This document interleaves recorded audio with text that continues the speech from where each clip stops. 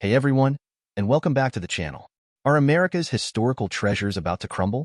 Imagine planning a massive birthday party, only to find out you're firing the party planners. That's exactly what's happening at some of Pennsylvania's most iconic national historic sites. We're talking Independence Hall, Gettysburg, Steamtown, places that hold the very soul of American history. But here's the kicker. These cuts are happening right before the nation's 250th birthday celebration in 2026. A celebration that's supposed to bring millions to Pennsylvania. What could possibly go wrong? The data is alarming. Reports show a significant drop in park staff coinciding with a planned surge in visitors. Is this a recipe for disaster? Let's dive in. Over the weekend, news broke that President Trump's plan to reduce the size of the federal government has reached Pennsylvania's national parks. According to a union official, probationary employees have been terminated at Independence National Historical Park, Gettysburg National Military Park, and Steamtown National Historic Site. We're talking about 2 people at Independence Hall, 5 at Gettysburg, and 5 at Steamtown. Now, these might seem like small numbers, but keep in mind that Independence Hall was already operating with at least 30 unfilled positions. The American Federation of Government Employees, the largest union representing federal workers, is speaking out, saying these cuts are going to have a major impact. Efforts to reach a spokesperson for Independence Park were unsuccessful. The Park Service itself employs around 20,000 people across the country. The timing couldn't be worse, with Philadelphia gearing up for the 250th anniversary of the Declaration of Independence. Philadelphia is set to play a huge role in the 250th birthday, and both the state and city governments have pledged millions to make it a success. Governor Shapiro proposed about $65 million, and Mayor Parker proposed an initial $40 million. But if the parks are understaffed, will they even be able to handle the crowds? The union official, David Fitzpatrick, says these cuts will definitely impact the ability to celebrate the anniversary. He even wonders if some park buildings might have to close. Think about it. You're a tourist, you've traveled from across the world to see Independence Hall, and it's closed because there aren't enough staff to keep it open. Talk about a disappointment. This isn't just about inconvenience, it's about disrespecting our history and the people who come to experience it. These cuts aren't just happening in Pennsylvania. 15 workers were reportedly let go at Shenandoah National Park in Virginia, and more terminations are expected in New Jersey and New York. It seems like the cuts are targeting probationary workers, who are easier to terminate because they lack certain appeal rights. News agencies are reporting that Trump plans to remove nearly 1,000 probationary employees from the National Park Service. This is all part of his effort to cut federal spending and shrink the bureaucracy. But at what cost? Are we sacrificing our national treasures for the sake of a smaller government? Reuters reported that operations at the Appalachian Trail, Yellowstone National Park, and the birthplace of the Reverend Dr. Martin Luther King Jr. will also be impacted. This isn't just about Pennsylvania. This is a nationwide issue. Let's talk about the economic impact. National parks are huge drivers of tourism.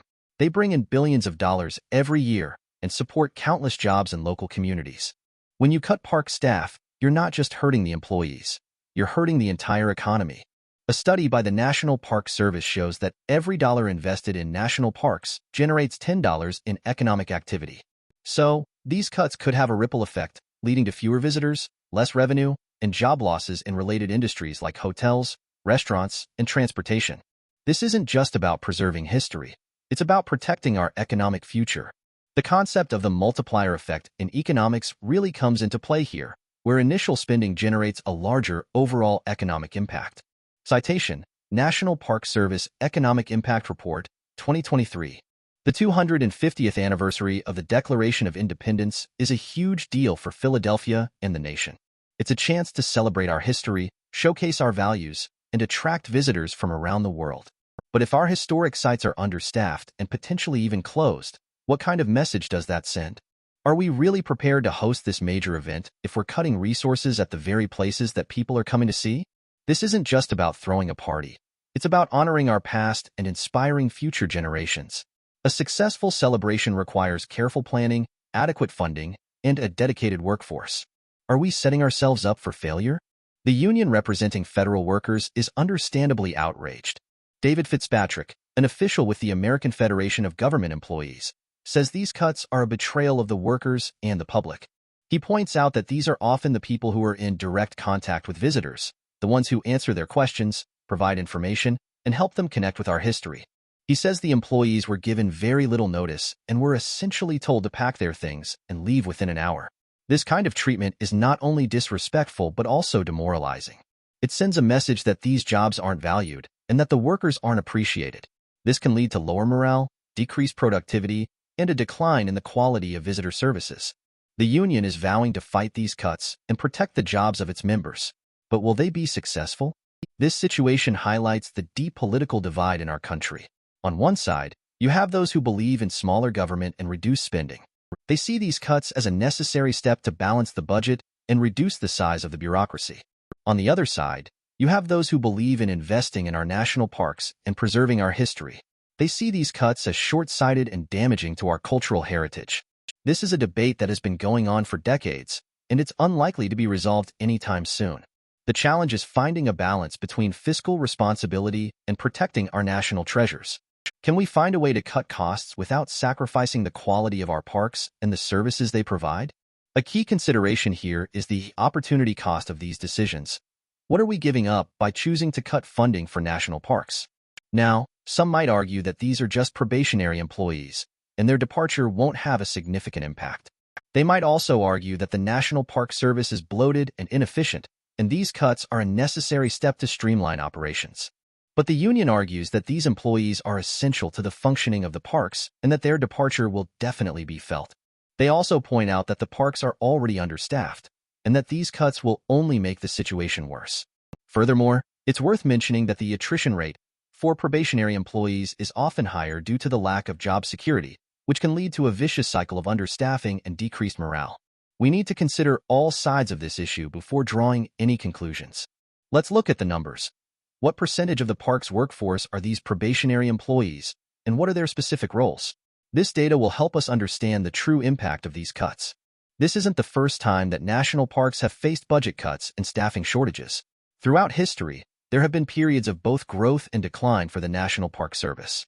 During the Great Depression, the Civilian Conservation Corps played a crucial role in developing and maintaining our parks.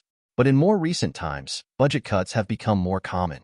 It's important to learn from the past and understand the long-term consequences of these decisions.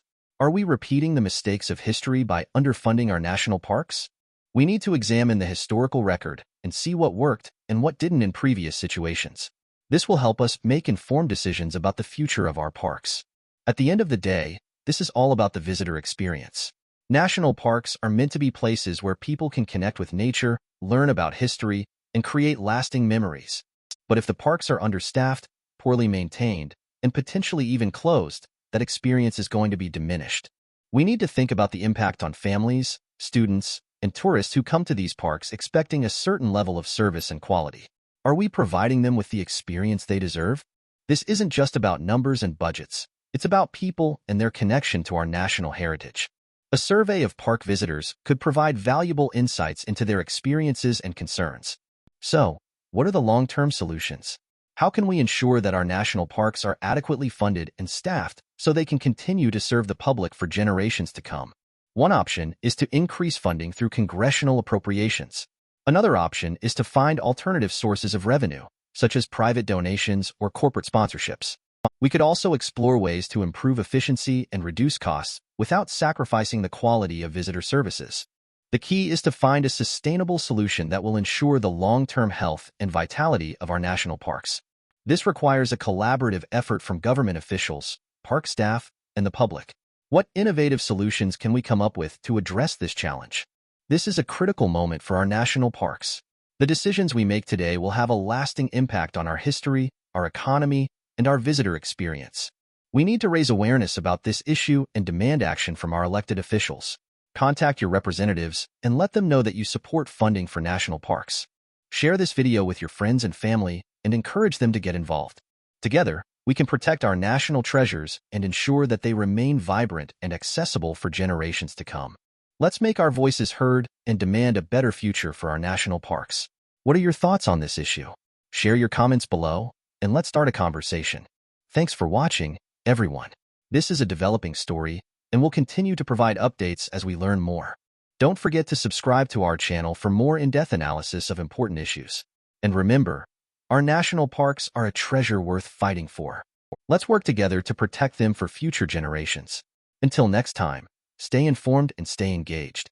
And let's hope that the 250th birthday celebration doesn't turn into a national embarrassment because of these short-sighted cuts.